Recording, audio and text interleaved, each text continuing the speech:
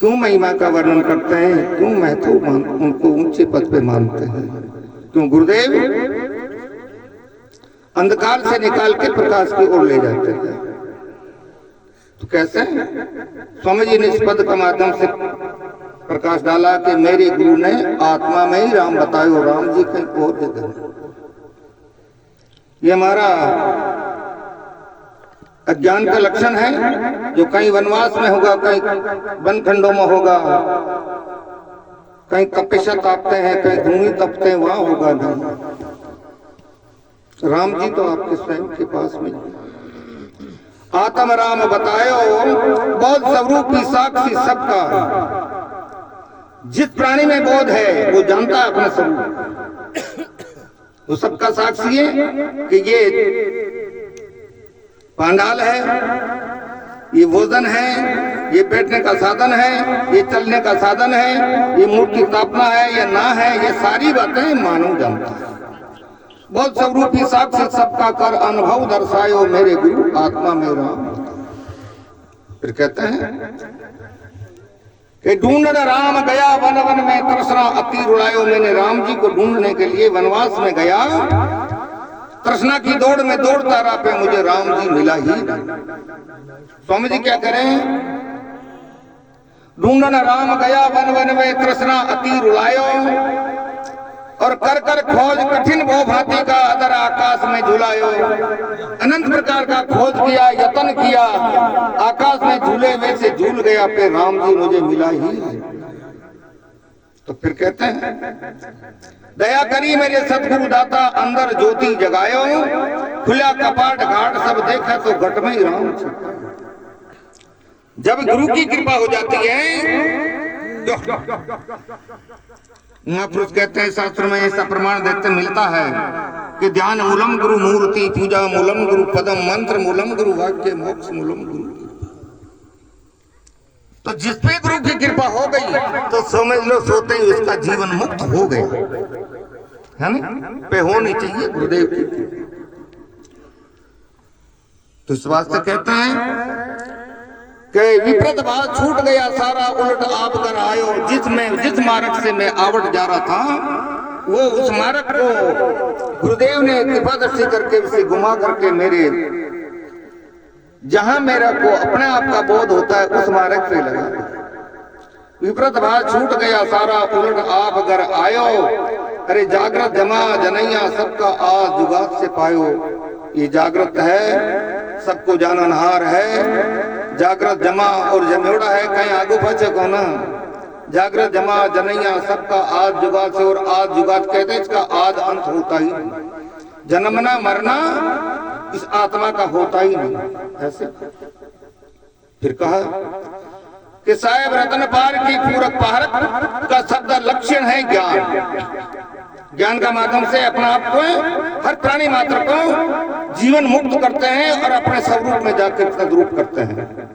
साहेब रतन पार की पूर्ण स्वयं पद निश्चय कराए। मेरा स्वयं का पद था, उसमें जाके मुझे निश्चय कर दिया, स्तर कर दिया, तद्रूप कर दिया। साहेब रतन पार की पूर्ण स्वयं पद निश्चय करायो।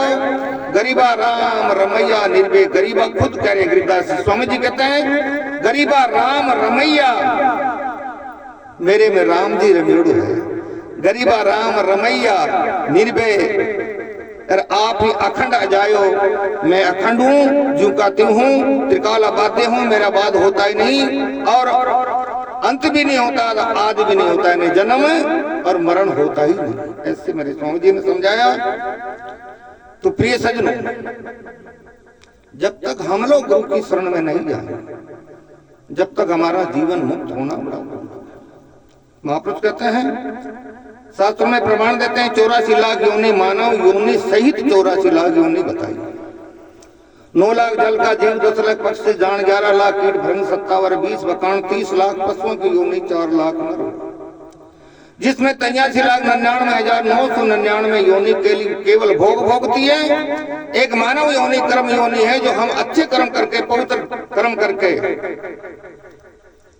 जीवन मुक्त भी हो सकते हैं और स्वर्ग भी प्राप्त कर सकते हैं।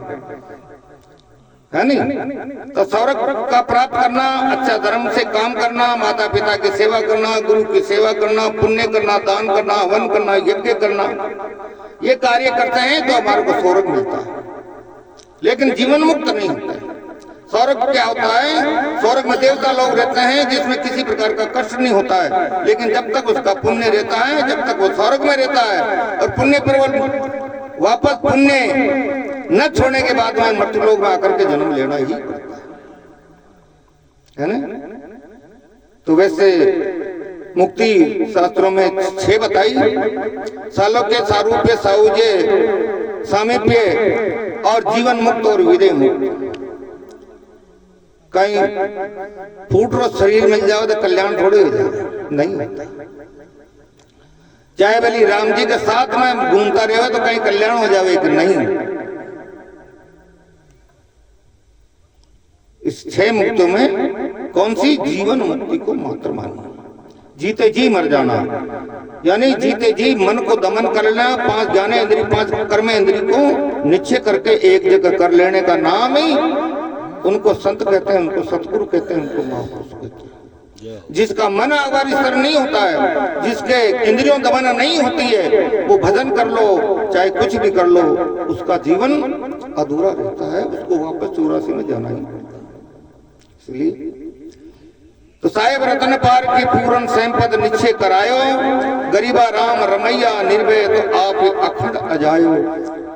तो प्रिय सज्जनों, मेरी विनती है, जो प्राणी मात्र गुरु के शरण में किसी कारणवश नहीं पहुंच पाए हैं, वो गुरु से दीक्षा प्राप्त करें। लेकिन गुरु के शरण में जाने से भी लाभ नहीं होता। गुरु जी के बताए हुए मार्गदर्शन पे हम नहीं चले और हमारे अंतःकरण को पवित्र नहीं करेंगे तो गुरु जी का ही करेला हैं?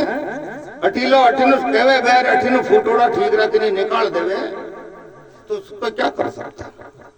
लेकिन हमें इन महापुरुषों की गड़ाई मानेंगे, महापुरुषों के कैन कथन में चलेंगे और अपने में जितने भी अवगुण है, मल विक्षेप आवरण हमारे अंतःकरण पे चढ़ा, उसको हम उतारेंगे तो हमारा शीशा सुंदर हो जाएगा।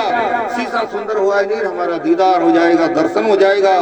दर्शन होते ही हम जीवन मुक्त हो जाएंगे, फिर संसार से उपराम हो जाएंगे।